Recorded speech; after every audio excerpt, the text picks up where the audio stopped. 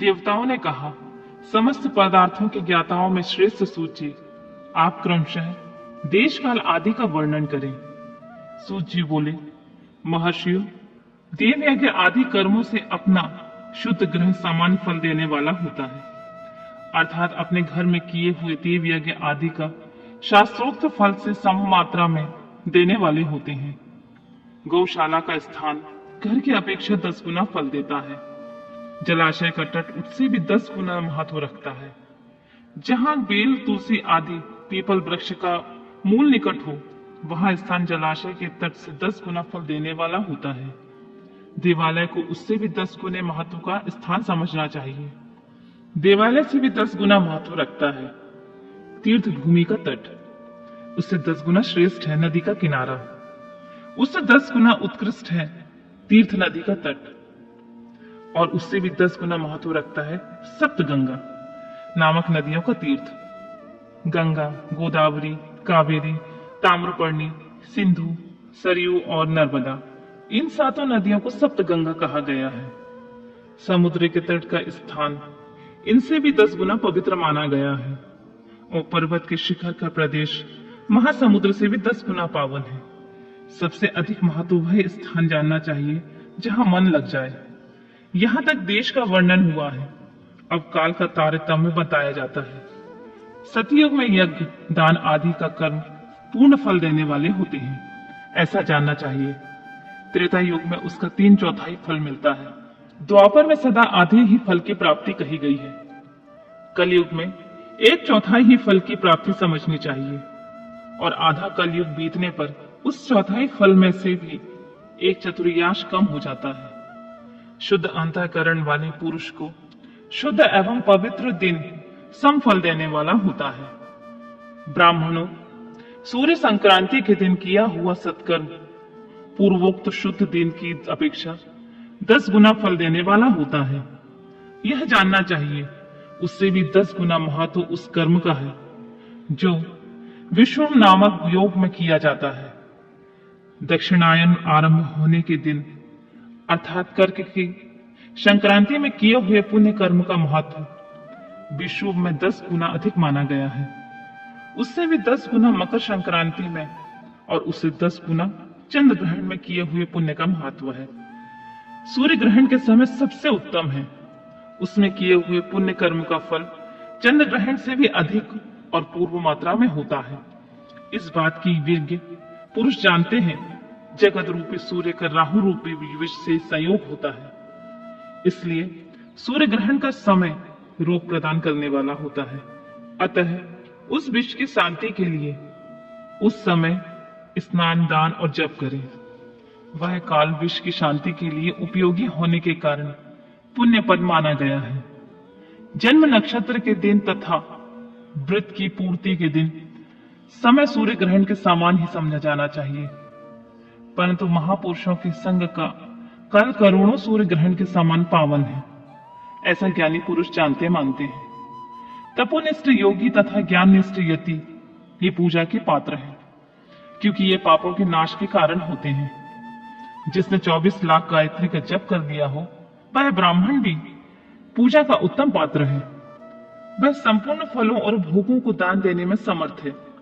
जो पतन से त्राण करता है, अर्थात नरक में गिरने से बचाता है, उसके लिए इसी गुण के कारण शास्त्र में पात्र शब्द का प्रयोग किया गया है। वह दाता का पातक से त्राण करने के कारण पात्र कहलाता है। गायत्री अपने गायक का पतन से त्राण करती है, इसलिए वह गायत्री कहलाती है। जैसे इस लोक में जो धनहीन है, जो दूसरों को धन नहीं देता, जो यहाँ धनवान है वही दूसरों को धन दे सकता है, उसी तरह जो स्वयं शुद्ध और पवित्र आत्मा है वही दूसरे मनुष्यों का त्राण या उद्धार कर सकता है।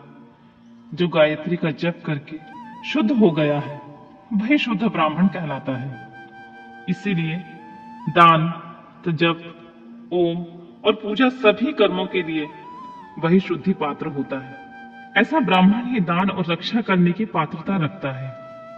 स्त्री हो या पुरुष, जो भी भूखा हो वही अन्नदान का पात्र है।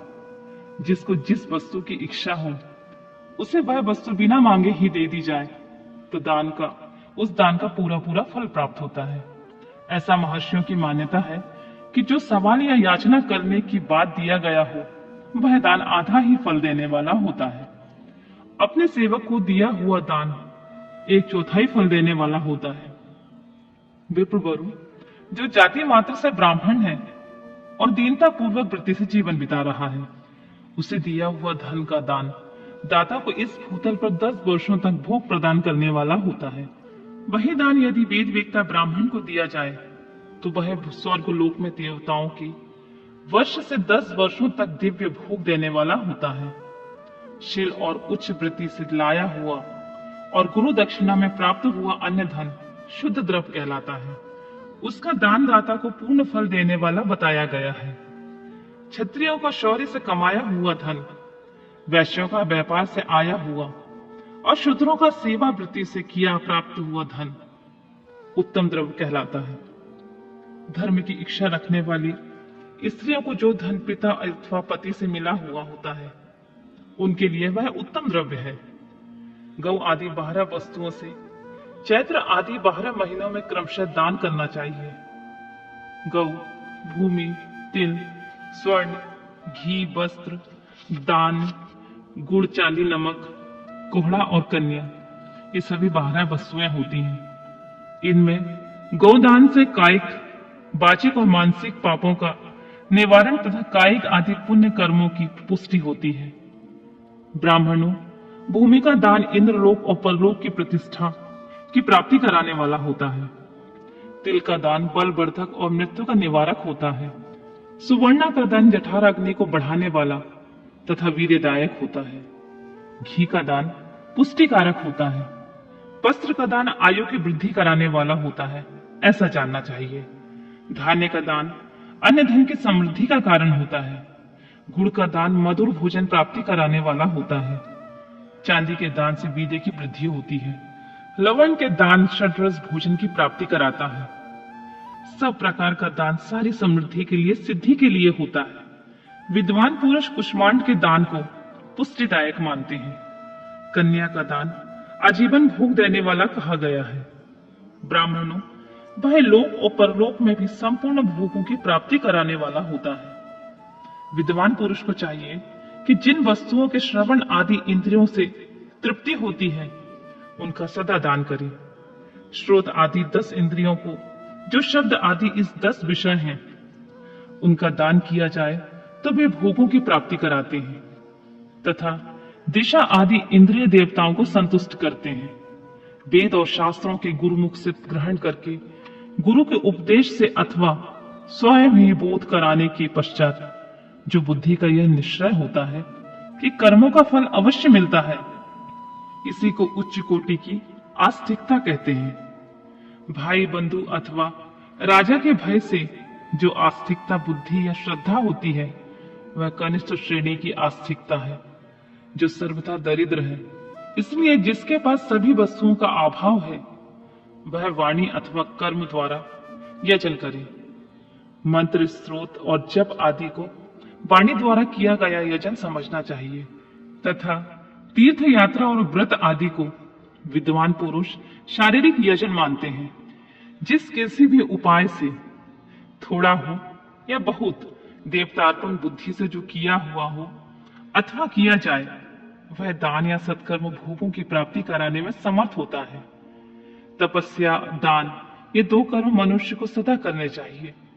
ऐसा ग्रह दान का योग करना चाहिए जो अपने वर्ण, चमक दमक या सफाई और गुण सुख सुविधा से सुशोभित हो।